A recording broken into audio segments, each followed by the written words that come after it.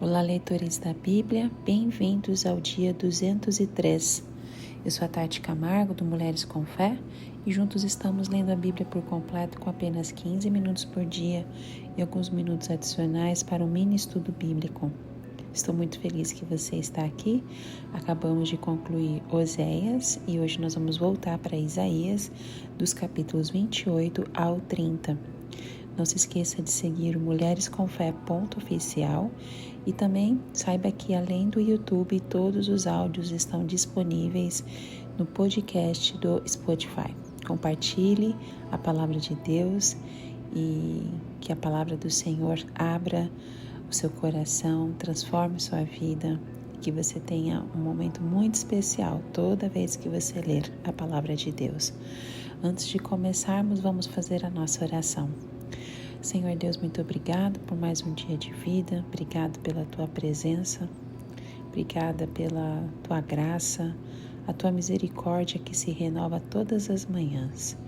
Obrigada, Senhor, nós não merecemos este amor, mas o Senhor nos olha com este olhar de compaixão, de graça e está sempre conosco, direcionando a nossa vida para o que é certo, para o que é bom.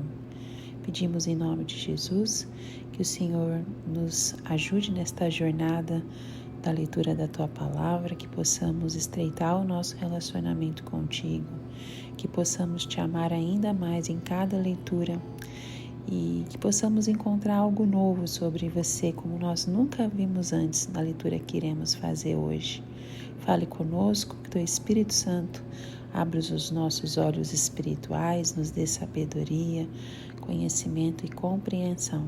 Remova toda distração da nossa vida e que possamos, Pai, priorizar o Senhor em nossas vidas. Em nome de Jesus. Amém. Isaías capítulo 28. Ai de Efraim. Ai daquela coroa situada nos altos de um vale fértil, orgulho dos bêbados de Efraim. Ai da sua magnífica beleza, que agora é como uma flor murcha. Ai dos que são dominados pelo vinho. Vejam, o Senhor envia alguém que é poderoso e forte, como chuva de granizo e vento destruidor, como violento aguaceiro e tromba d'água inundante. Ele a lançará com força ao chão. A coroa orgulhosa dos bêbados de Efraim será pisoteada. Sua magnífica beleza, localizada na cabeça de um vale fértil, é agora uma flor que murcha. Ela será como o figo maduro, antes da colheita, que o vê, logo o apanha e o come. Naquele dia, o Senhor dos Exércitos será uma coroa gloriosa, um belo diadema para o remanescente de seu povo. Ele será um espinho de justiça para aquele que se assenta para julgar e força para os que fazem recuar o ataque na porta. E estes também cambaleiam pelo efeito do vinho e não param em pé, por causa da bebida fermentada. Os sacerdotes e os profetas cambaleiam por causa da bebida fermentada e estão desorientados devido ao vinho. Eles não conseguem parar em pé por causa da bebida fermentada. Confundem-se quando têm visões, tropeçam quando devem dar um veredito. Todas as mesas estão cobertas de vômito e não há um só lugar limpo. Quem é que está tentando ensinar? Eles perguntam. A quem está explicando a sua mensagem? A crianças desmamadas e a bebês recém-tirados do seio materno? Pois o que se diz? Ordem sobre ordem, ordem sobre ordem, regras e mais regras, um pouco aqui, um pouco ali. Pois bem, com lábios tropegos e língua estranha, Deus falará a este povo, ao qual dissera: este é o lugar de descanso. Deixem descansar o exausto, este é o lugar de repouso. Mas eles não quiseram ouvir. Por isso o Senhor lhes dirá: ordem sobre ordem, ordem sobre ordem, regra e mais regra, regra e mais regra, um pouco ali e um pouco aqui, para que saiam, caiam de costas, firam-se, fiquem presos no laço e sejam capturados. Portanto, ouçam a palavra do Senhor, zombadores, vocês que dominam este povo em Jerusalém.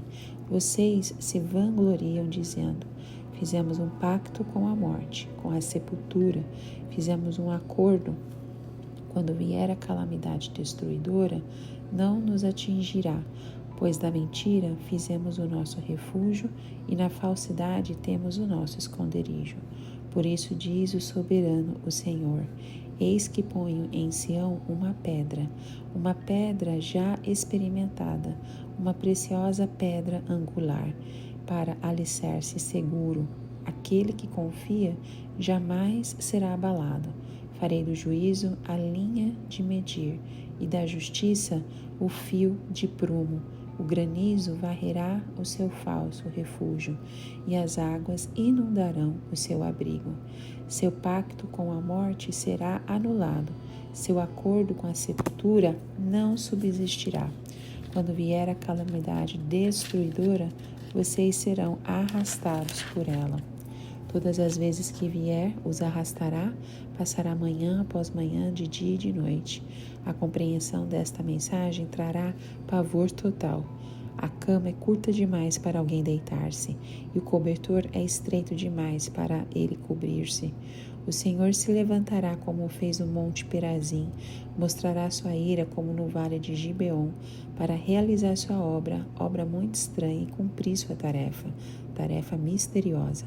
Agora parem com a zombaria, senão as suas correntes ficarão mais pesadas. O Senhor dos Exércitos, falou-me na destruição decretada contra o território inteiro. Ouçam, escutem a minha voz, prestem atenção. Ouçam o que eu digo. Quando o agricultor ara a terra para o plantio, só faz isso o tempo todo? Só fica abrindo sulcos e gradeando o solo? Depois de nivelado o solo, ele não semeia o endro e não espalha as sementes do caminho? Não planta o trigo no lugar certo, a cevada no terreno próprio e o trigo duro nas bordas? O seu Deus o instrui e ele ensina o caminho. Não se debulha o endro com trilhadeira e sobre o cominho não se faz passar a roda de carro. Tira-se o endro com vara e o cominho com um pedaço de pau. É preciso moer o cereal para fazer pão, por isso ninguém o fica trilhando para sempre. Fazem passar as rodas da trilhadeira sobre o trigo, mas os seus cavalos não o trituram. Isso tudo vem da parte do Senhor dos Exércitos, maravilhoso em conselhos e magnífico em sabedoria. Isaías capítulo 29.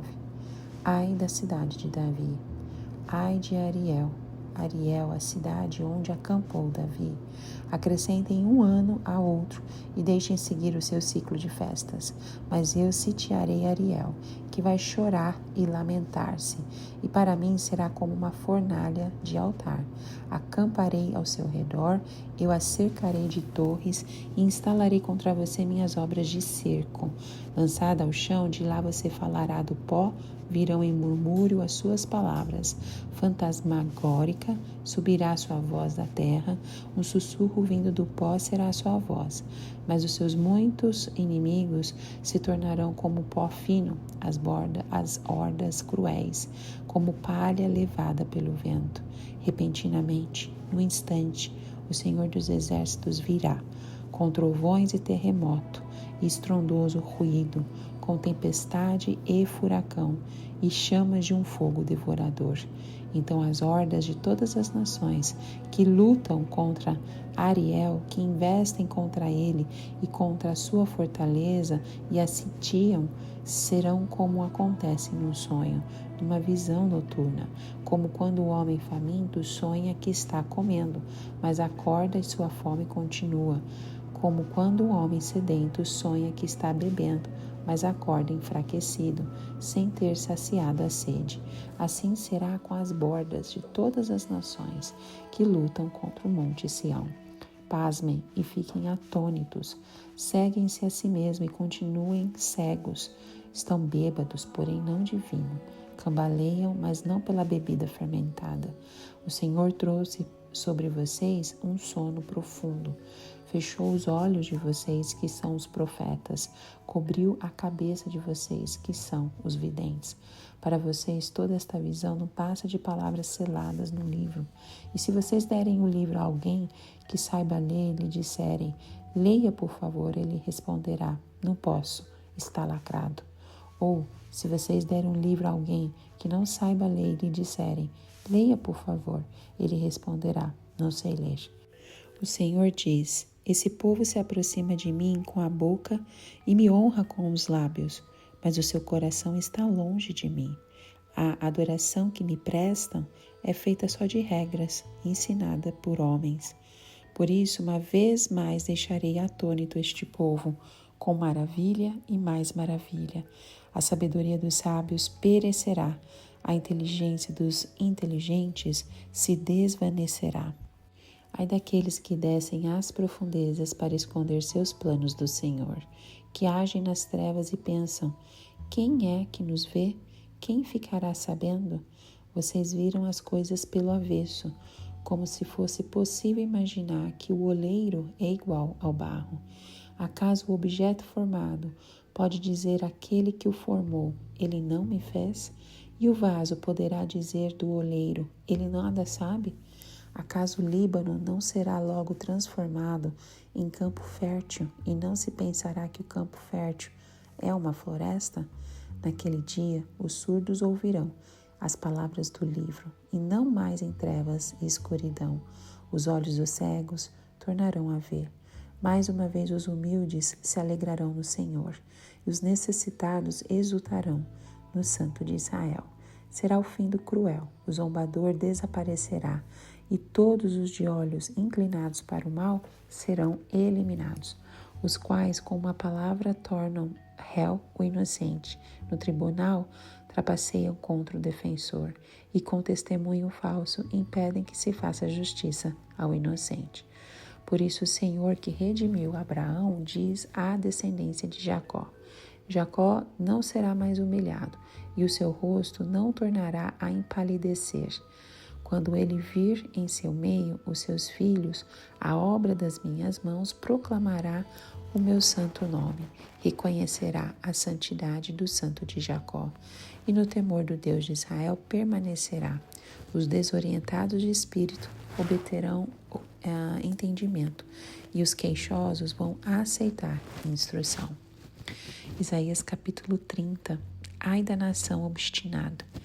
Ai dos filhos obstinados, declara o Senhor, que executam planos que não são meus, fazem de acordo sem minha aprovação, para juntar pecado sobre pecado, que descem ao Egito sem consultar-me, para buscar proteção no poder do faraó e refúgio na sombra do Egito.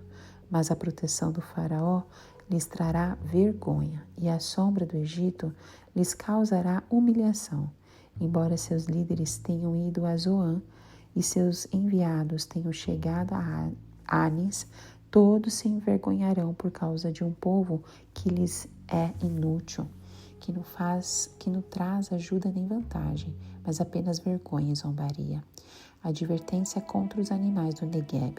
Atravessando uma terra hostil e severa, de leões e leoas, de víboras e serpentes velozes, os enviados transportam suas riquezas no lombo de jumentos, seus tesouros nas córcovas de camelos para aquela nação inútil, o Egito cujo socorro é totalmente inútil.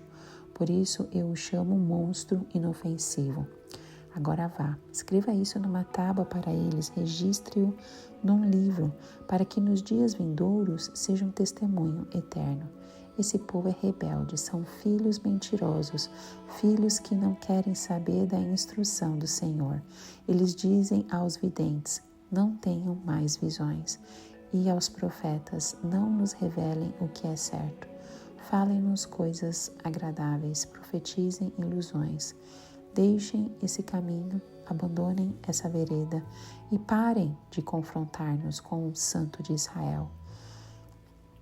Por isso diz o Santo de Israel, como vocês rejeitaram esta mensagem, apelaram para a opressão e confiaram nos perversos, este pecado será para vocês como um muro alto, rachado e torto, que de repente desaba inesperadamente.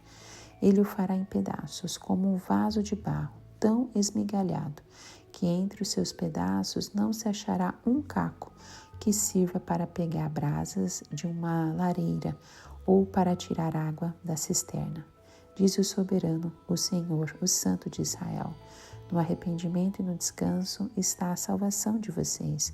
Na quietude e na confiança está o seu vigor. Mas vocês não quiseram. Vocês disseram, não, nós vamos fugir a cavalo. E fugirão. Vocês disseram, cavalgaremos cavalos velozes. Velozes serão os seus perseguidores. 1000 fugirão diante da ameaça de 1. Diante da ameaça de 5, todos vocês fugirão, até que vocês sejam deixados como um mastro no alto de um monte, como uma bandeira numa colina. Contudo, o Senhor espera um momento de ser bondoso com vocês. Ele ainda se levantará para mostrar-lhes compaixão, pois o Senhor é Deus de justiça. Como são felizes todos os que nele esperam. Ó povo de Sião que mora em Jerusalém, você não vai chorar mais, como ele será bondoso quando você clamar por socorro. Assim que ele ouvir, lhe responderá. Embora o Senhor lhe dê o pão da adversidade e a água da aflição, o seu mestre não se esconderá mais. Com seus próprios olhos você o verá. Quer você se volte para a direita, quer para a esquerda, uma voz atrás de você lhe dirá, este é o caminho, siga-o. Então você tratará como impuras as suas imagens revestidas de prata e os seus ídolos recobertos de ouro. Você os jogará fora como um trapo imundo e lhes dirá, fora. Ele também lhe mandará chuva para a semente que você semear, e a terra dará alimento rico e farto. Naquele dia o seu gado pastará em grandes prados. Os bois e os jumentos que lavram o solo comerão forragem e sal, espalhados como forcado e pá. No dia do grande massacre, quando caírem as torres, regatos de água fluirão sobre todo o monte elevado e sobre toda a colina altaneira. A luz da lua brilhará como o sol, e a luz do sol será 7 vezes mais brilhante, como a luz de 7 dias completos, quando o Senhor cuidar das contusões do seu povo e curar as feridas que lhe causou. Vejam, de longe vem o nome do Senhor, com sua ira em chamas e densas nuvens de fumaça. Seus lábios estão cheios de ira, e sua língua é fogo consumidor. Seu sopro é como uma torrente impetuosa que sobe até o pescoço. Ele faz sacudir as nações na peneira da destruição. Ele coloca na boca dos povos um freio que os desencaminha. Vocês cantarão como em noite de festa sagrada. Seus corações se regozijarão, como quando se vai ao som da flauta, ao monte do Senhor, a rocha de Israel. O Senhor fará que os homens ouçam sua voz majestosa e os levará a ver seu braço descendo com ira impetuosa e fogo consumidor, um aguaceiro, tempestade de raios e saraiva. A voz do Senhor despedaçará a Assíria, como seu cetro a ferirá. Cada pancada que com a vara o Senhor desferir para castigar será dada ao som de tamborins e harpas, enquanto a estiver combatendo com os golpes do seu braço. Tofete está pronta já faz tempo, foi preparada para o rei. Sua fogueira é funda e larga, com muita lenha e muito fogo. O sopro do Senhor, como uma torrente de enxofre ardente, a incendeia. Isaías capítulo 28 é um capítulo repleto de metáforas e imagens poéticas que nos levam a uma profunda reflexão sobre a relação entre Deus e o seu povo. Ao longo do capítulo, Isaías utiliza a metáfora de uma vinha para ilustrar a relação entre Deus e Israel. Ele descreve que Deus cuidou amorosamente da sua vinha, plantando-a com carinho e cuidando dela com zelo, esperando que ela produzisse bons frutos. No entanto, a vinha de Israel se mostrou infrutífera, dando apenas frutos amargos de pecado e rebelião. Ele também adverte sobre as consequências da sua infidelidade, anunciando a vinda de juízo e destruição para o povo. No entanto, também oferece uma mensagem de esperança, destacando que mesmo em meio à disciplina divina, há uma oportunidade para arrependimento e restauração. Logo no começo, nós vimos dos versículos 1 ao 4 a condenação de Efraim. O subtítulo A Condenação de Efraim já nos indica o que esse trecho vai carregar. Isaías direciona sua mensagem para Efraim, que é uma referência ao reino do norte de Israel, que estava mergulhado em pecado e desobediência a Deus. O profeta começa proclamando um ai sobre Efraim. Essa interjeição expressa tristeza e pesar pelo destino que aguarda o povo de Deus. É uma chamada à atenção, um lamento diante da situação de Efraim. Isaías, ele não se alegra com o juízo iminente, mas chora por aqueles que estão prestes a enfrentá-lo devido à sua obstinação no pecado. A seguir, Isaías utiliza uma imagem poderosa para ilustrar a condição espiritual de Efraim, a coroa de orgulho e a flor desbotada da sua gloriosa beleza. Efraim havia se exaltado confiando na sua própria força e sabedoria, em vez de depender de Deus. Essa coroa de orgulho e beleza desvanecida representa a queda espiritual e moral do povo. Eles haviam trocado a glória de Deus por uma vaidade vazia e efêmera. No entanto, Isaías também aponta para uma esperança no versículo 3, ao mencionar que o Senhor será como uma coroa de glória e como um diadema de esplendor para aqueles que permanecerem fiéis a Ele. Isso nos lembra que mesmo no meio do juízo e da condenação, Deus ainda oferece a oportunidade de redenção, restauração, para aqueles que se arrependem e voltam para Ele. Sua graça e misericórdia estão disponíveis para aqueles que buscam a sua face. No versículo 4, o profeta destaca o contraste entre a soberba de Efraim e a justiça de Deus. Efraim estava tão afundado na arrogância e no pecado que se tornara como a palha a ser pisoteada. No entanto, Deus não abandonaria sua justiça. Ele viria como uma tempestade poderosa para varrer a iniquidade e o orgulho do seu povo. É importante notar que essa mensagem não é exclusiva a Israel antigo. Ela também nos chama à reflexão sobre a nossa própria vida espiritual. Muitas vezes podemos nos tornar presunçosos e confiar em nossos próprios recursos, deixando de depender de Deus.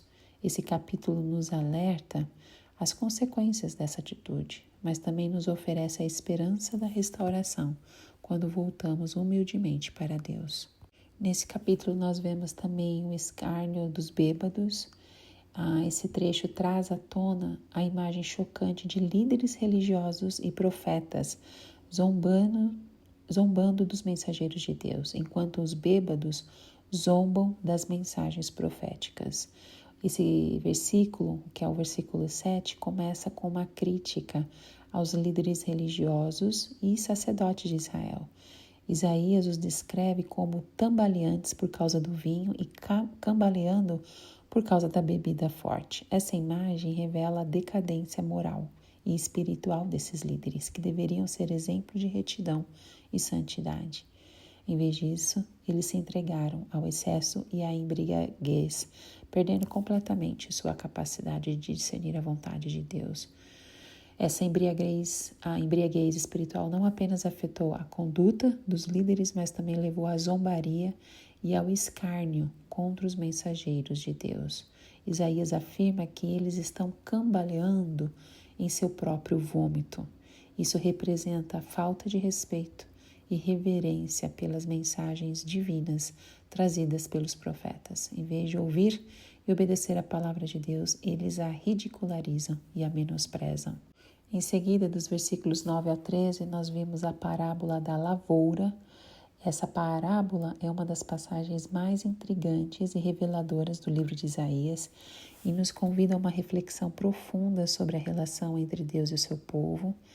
O versículo 9 inicia com uma pergunta retórica bem impactante. A quem ele ensinará o conhecimento e a quem fará entender a mensagem? Isaías está apontando diretamente para o problema espiritual de seu tempo, a falta de disposição do povo em ouvir e aprender a vontade de Deus. A pergunta sugere que o conhecimento divino não é algo que possa ser transmitido indiferentemente a todos, mas é reservado para aqueles que estão dispostos a recebê-lo. A resposta à pergunta de Isaías é igualmente importante. Aos desmamados, aos arrancados dos seios, essa afirmação sugere que a mensagem de Deus é como um alimento espiritual, destinado àqueles que estão espiritualmente maduros e dispostos a receber. Os desmamados que ele refere são aqueles que não são mais crianças espirituais, mas que amadureceram em sua fé e compreensão. E no versículo 10, Isaías utiliza a linguagem poética para enfatizar a importância da instrução divina. Porque ordem sobre ordem, ordem e mais ordem, regra e mais regra, regra e mais regra, um pouco aqui, um pouco ali. Essa repetição enfatiza a necessidade de um aprendizado constante e progressivo da palavra de Deus. A mensagem divina não é algo que possa ser compreendido de uma vez, de uma só vez, mas requer um compromisso contínuo de estudo e crescimento espiritual. Olha que importante. Muitas vezes nós lemos a palavra de Deus, nós não entendemos, a gente acaba não lendo de novo. E então aqui a palavra de Deus nos revela, através da vida do profeta Isaías, que a mensagem divina, o que nós lemos na palavra de Deus, não aprendemos de uma vez, não dá para ser compreendido de uma só vez, mas requer esse compromisso contínuo, né? Uma consistência de estudo e crescimento espiritual. No versículo 11, revela a triste realidade da situação espiritual do povo, porque por lábios gaguejantes e por língua estranha falará a este povo. Deus estava pronto para ensinar e guiar o seu povo, mas eles se recusaram a ouvir e a aprender. No versículo 12 diz assim: aos que disseram, este é o descanso, dai repouso ao cansado, e este é o refrigério, mas não quiseram ouvir. Nós vemos aqui o povo que estava em busca de descanso e refrigério, mas estavam buscando isso de maneira errada, recusando-se a ouvir a voz de Deus. Eles estavam perseguindo falsos confortos, ignorando a verdadeira fonte de descanso espiritual. Depois nós vamos ler sobre a pedra preciosa em Sião, que é dos versículos 14 ao 16. Isaías começa com uma advertência direta aos líderes de Judá. Portanto, ouvi a palavra do Senhor, homens escarnecedores, dominadores deste povo que está em Jerusalém. Esta repreensão é dirigida aos líderes que se tornaram arrogantes e confiantes em suas próprias habilidades, em vez de confiar em Deus. Isaías os chama de homens escarnecedores, porque zombavam das advertências divinas e acreditavam que poderiam seguir o seu próprio caminho. No entanto, a mensagem central desta passagem começa a se desenrolar no versículo 16, que nós lemos assim: portanto, assim diz o Senhor, eis que eu assentei em Sião uma pedra já provada, pedra preciosa de esquina, que está bem firme e fundada. Aquele que crer, não se apresse. Aqui Isaías apresenta a figura de uma pedra preciosa que Deus estabeleceu em Sião.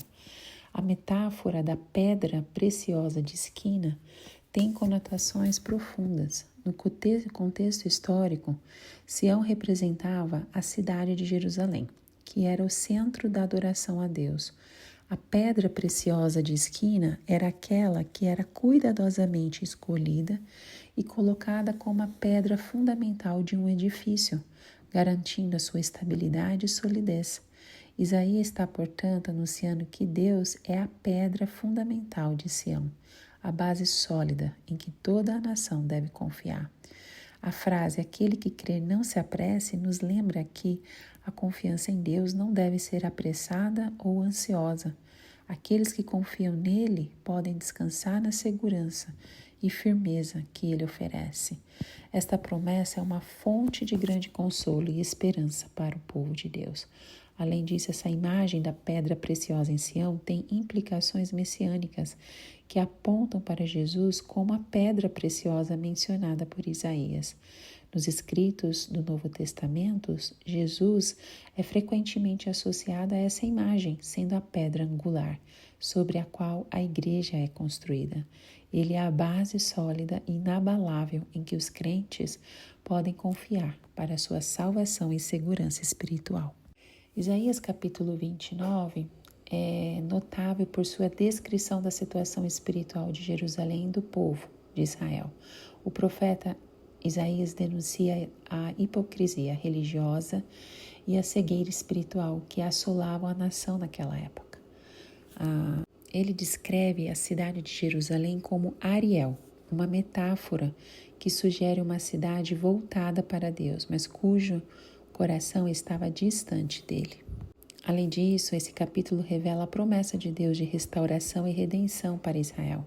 Embora haja repreensões severas, há também uma mensagem de esperança e transformação. Deus promete derramar seu espírito sobre o povo, restaurando a visão espiritual deles e trazendo bênçãos abundantes. Dos versículos 1 ao 4, nós vamos ver o juízo sobre Ariel. Vamos entender o que essa palavra Ariel pode ser traduzida também como altar de Deus ou leão de Deus. E essa escolha de nome é crucial para a compreensão do que Isaías está prestes a revelar. A cidade de Jerusalém era conhecida como o centro espiritual de Israel, o local onde o templo do Senhor estava localizado e onde as cerimônias religiosas eram realizadas com grande pompa. No entanto, Isaías começa sua profecia destacando a hipocrisia que havia tomado conta da cidade.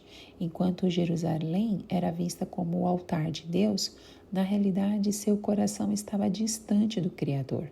Isso é um lembrete de como a religiosidade externa muitas vezes pode encobrir a falta de sinceridade e compromisso com Deus. Isaías continua descrevendo Jerusalém como uma cidade cercada por inimigos e prestes a ser sitiada. O profeta compara Jerusalém a uma cidade sob cerco, como se estivesse se transformando em um altar onde os inimigos, em vez de adorar a Deus, a estivessem oprimindo. Isaías usa linguagem poética para transmitir a ideia de que Jerusalém seria abatida e humilhada, como se estivesse prestes a ser devorada por um leão. Esse juízo iminente não é apenas um castigo divino, mas também uma chamada à reflexão. Isaías quer que o povo de Jerusalém reconheça sua hipocrisia e afaste-se de suas práticas religiosas vazias para buscar uma verdadeira relação com Deus. Esse trecho inicial de Isaías 29 nos lembra da importância da sinceridade e da integridade em nossa busca espiritual. Depois nós vamos para a cegueira espiritual de Israel, que está registrada dos versículos 5 ao 12. Isaías começa com a seguinte afirmação: mas a nossa visão se tornará toda como as palavras de um livro selado. Essa metáfora poderosa descreve a incapacidade do povo de Israel de entender as revelações de Deus. É como se Deus estivesse falando com eles por meio de um livro cujas palavras estão seladas e inacessíveis.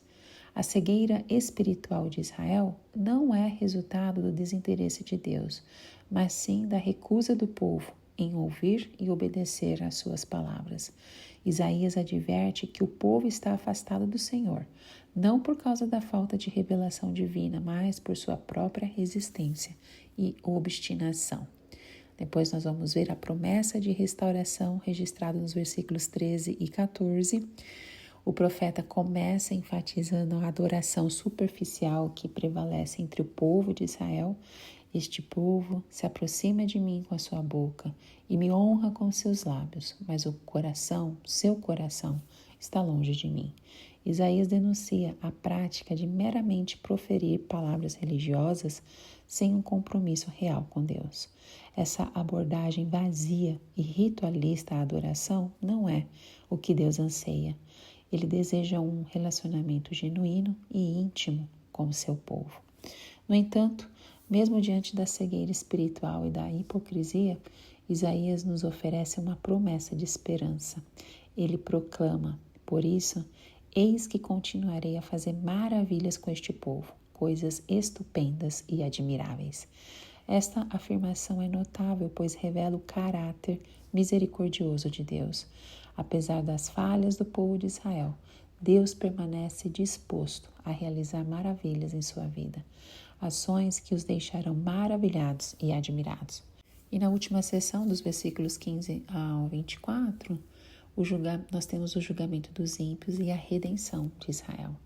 Isaías começa desafiando os planos secretos dos homens. Ai dos que escondem dos olhos do Senhor o seu propósito. O profeta está denunciando aqueles que tentam esconder suas intenções do conhecimento divino, como se pudessem enganar a Deus com seus planos secretos. Isaías está nos lembrando da futilidade de tal empreendimento, pois Deus conhece todas as coisas, até mesmo os pensamentos mais profundos do coração humano. Isaías continua usando uma metáfora poderosa para ilustrar a relação entre Deus e o seu povo. Ele compara Deus a um oleiro que molda o barro de acordo com a sua vontade. Acaso não é o oleiro maior do que o barro e a obra maior do que a artifício? Esta metáfora enfatiza a soberania de Deus sobre sua criação e seu direito de moldar e transformar o povo de acordo com seu propósito. E no capítulo 30, podemos observar a dualidade que permeia a fé e a desobediência, a confiança e a rebeldia. Isaías 30 reflete o dilema enfrentado pelo povo de Israel, que oscila entre buscar orientação divina e buscar soluções humanas para seus problemas. Neste contexto, o profeta Isaías ergue sua voz, transmitindo tanto advertências quanto promessas de esperança. Então, logo lá no começo, nós vamos ver, dos versículos 1 ao 7, a condenação da confiança em alianças humanas. A desobediência de Israel, a narrativa começa com essa observação contundente. Ai dos filhos rebeldes, diz o Senhor. Essa expressão inicial revela a gravidade da situação. Israel havia se rebelado contra Deus, desviando-se de seus mandamentos e escolhendo o caminho da desobediência. Isaías, como mensageiro de Deus, pronuncia um lamento sobre a nação, destacando a sua condição espiritual decadente. Buscando ajuda no Egito. O versículo 2 nos mostra a ação do povo de Israel em sua busca por ajuda. Eles se voltaram para o Egito, uma nação poderosa e influente naquela época, em busca de proteção e alianças políticas. No entanto, ao fazê-lo, estavam rejeitando a orientação e a proteção divina que Deus poderia lhes oferecer. A inutilidade das alianças humanas. Isaías continua a repreender Israel nos versículos seguintes, versículos de 4 ao 7, destacando a inutilidade das alianças humanas. Ele compara essa confiança nas nações vizinhas a uma cobertura de vento que não proporciona abrigo real. As alianças com o Egito seriam infrutíferas e não trariam a segurança desejada. A mensagem aqui é clara: buscar soluções humanas em vez de confiar em Deus é fadado ao fracasso. Então nós temos a mensagem de esperança e restauração registrada dos versículos 8 ao 17. Deus proclama um convite à obediência e uma promessa de redenção para o povo de Israel. A condenação da desobediência, que está registrada nos versículos 8 ao 11, antes de nos aprofundarmos na mensagem de esperança, Isaías começa reforçando a condenação da desobediência do povo. Ele denuncia a teimosia do povo, comparando-os como crianças rebeldes que não querem ouvir a instrução de Deus. Eles haviam rejeitado a orientação divina em busca de alianças humanas, trazendo juízo sobre si mesmos. Aí nós temos o chamado à obediência e ao descanso, registrado nos versículos 12 a 14. No entanto, no versículo 15, encontramos também um ponto de virada na narrativa. Deus, em sua misericórdia, oferece um caminho de restauração para Israel. Ele diz: voltando e descansando sereis salvos, no sossego e na confiança estaria a vossa força. Esse versículo é uma poderosa exortação à obediência e à confiança em Deus, como único meio de salvação e fortaleza. E aí vem a promessa da restauração, registrada nos versículos 15 ao 17. A mensagem de esperança se intensifica nesses versículos, onde Deus promete a sua redenção e restauração a Israel. Ele afirma que após um período de provação e aflição, ele virá com graça e compaixão para levantar seu povo. Deus é apresentado como Deus de justiça, que não apenas julgará, mas também restaurará.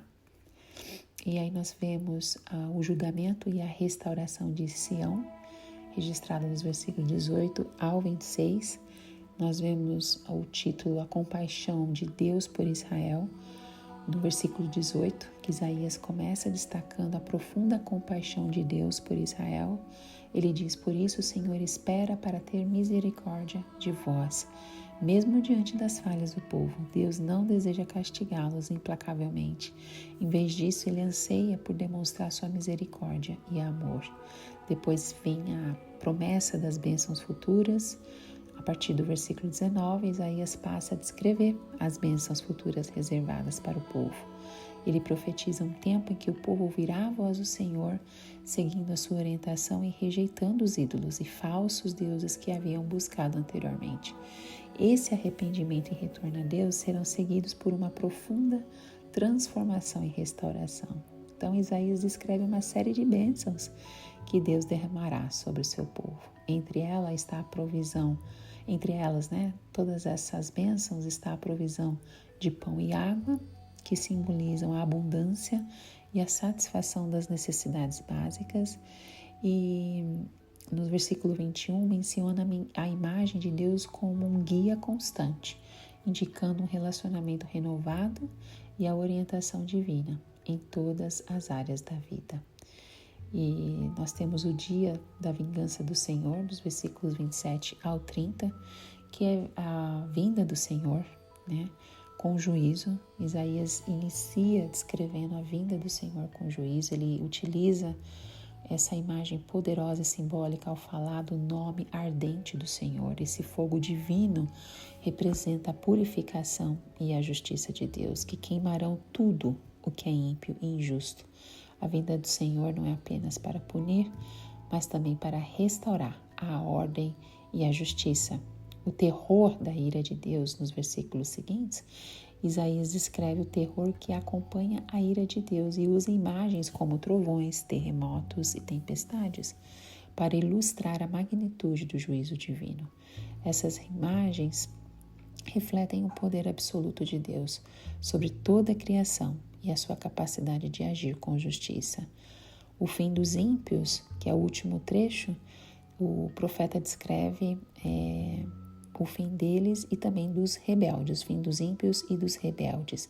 Ele compara os ímpios a toco de árvores queimados e destroços, enfatizando que eles serão consumidos pelo fogo da justiça de Deus. Essa é uma representação simbólica da completa destruição dos inimigos de Deus. Embora a mensagem do dia da vingança do Senhor possa parecer severa, é importante compreendê-la dentro do contexto da justiça divina. Deus não é indiferente à maldade e à injustiça, e Ele age para restaurar a ordem e punir o mal. No entanto, sua justiça é sempre acompanhada de misericórdia, e seu objetivo é a restauração. Esta mensagem também serve como um lembrete de que a justiça de Deus é imparcial. Ninguém escapa de sua avaliação, Ele age de maneira justa. Isso deve encorajar todos nós a confiarmos em Deus como um juiz supremo, sabendo que Ele fará o que é certo. Amém?